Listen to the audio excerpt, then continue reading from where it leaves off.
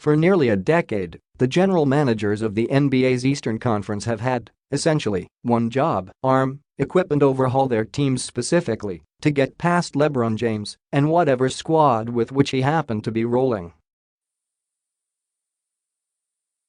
They have failed miserably and spectacularly. And that's even spotting them the first couple of summers to get their bearings after the whole super team genesis in Miami back in 2010-11. James' domination of the conference continued Sunday, Monday, PHL time, when he and the Cleveland Cavaliers persevered in Game 7 against the Boston Celtics at TD Garden. Clawing back from 2-0 and 3-2 deficits in the series and playing the final 7 quarters without their second All-Star, forward Kevin Love, concussion protocol, the Cavaliers hung around in an ugly game. They took advantage of a Boston team on training wheels, 7 of 39 on three-pointers, oh my, and snagged a ticket to their 4th consecutive NBA Finals. For James, it's 8 in a row and 9 overall, these Cleveland 4 added to the 4 he reached with the Heat from 2011-14. It's a run unprecedented since Bill Russell's Celtics were winning 11 championships in 13 years, a stranglehold on half of all finals opportunities this decade.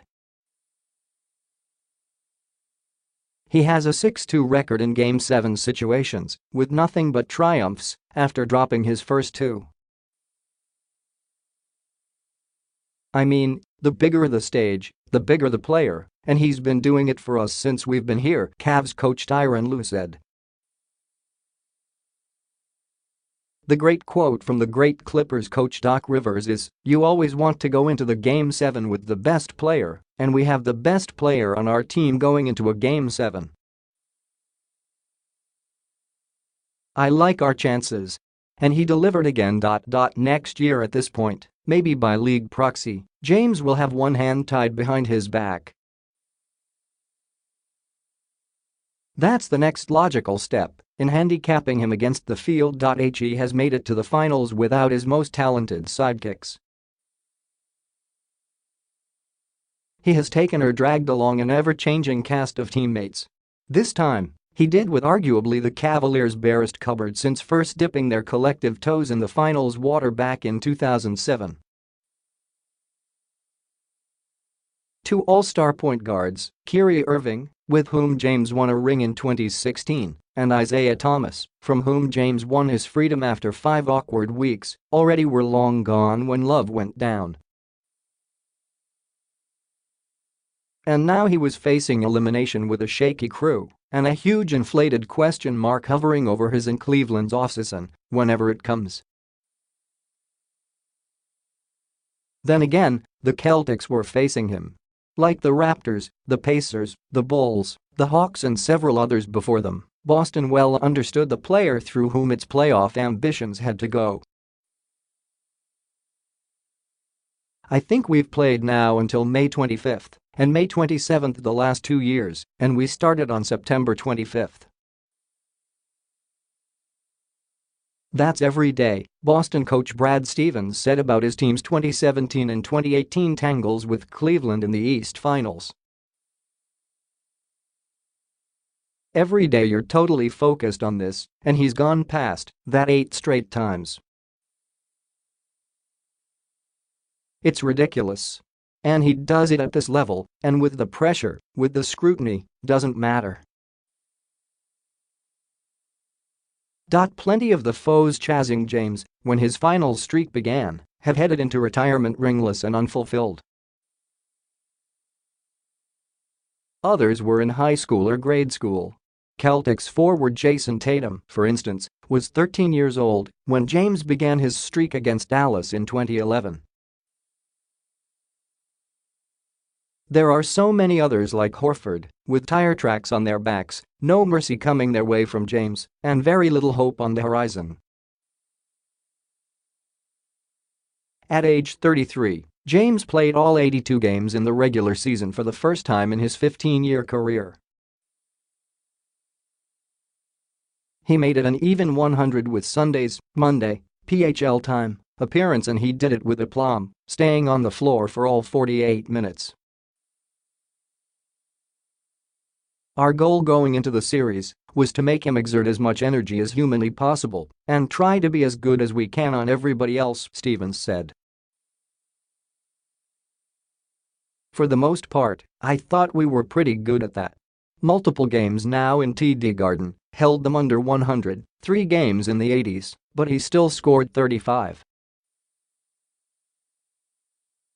It's a joke.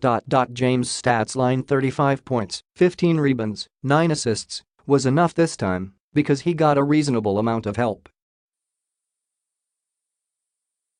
3 other Cavaliers scored in double figures, including Jeff Green, the journeyman forward who started in Love's spot. Being one of James' teammates requires a thick skin for when things don't go well. It also carries a sense of obligation to occasionally come through the way Green did in Game 7, 19 points, 8 rebounds, given the debt they all owe their resident superstar.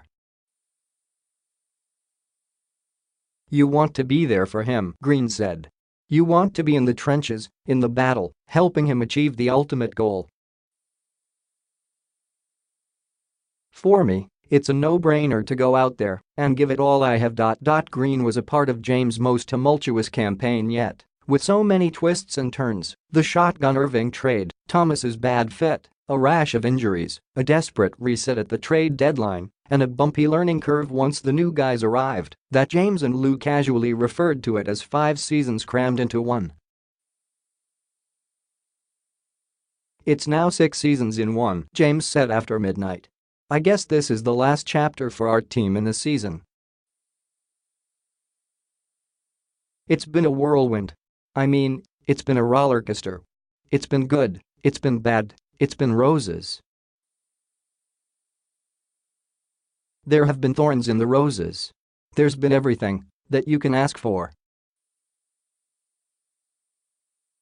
For 8 years, a conference full of rivals has targeted one player who happens to be the league's best, the first among alleged equals with the Heat and clearly the leader when he headed back home to Ohio. In that time, the players have worked, the coaches have schemed, and the GMs have plotted. No one has found the answer. None have stopped him. Fact is, nobody's really laid a glove on him. It's his conference, seemingly for as long as he wants it. It's been a satisfaction in the fact that I like to be successful, James said. But more importantly, just the work that I put into it. I mean, it's an every single day work ethic that I have while I'm playing this game, while I have the ability to play this game at this level. I love the competition. I think about the teams that I've played over this run and the players that I've played over this run, slightly. But more importantly, me just being healthy. I've been healthy throughout this run. I put a lot of work into my body, into my craft. Being available to my teammates and being available to my franchise, the 2 franchises I've been with, and throughout this run is what's been more important to me than anything. Always being available. It was late. James was weary. Another Game 7 in less than 24 hours would determine his and the Cavaliers' next playoff challenge. I'll be available for at least 4 more games, he said. And we'll see what happens.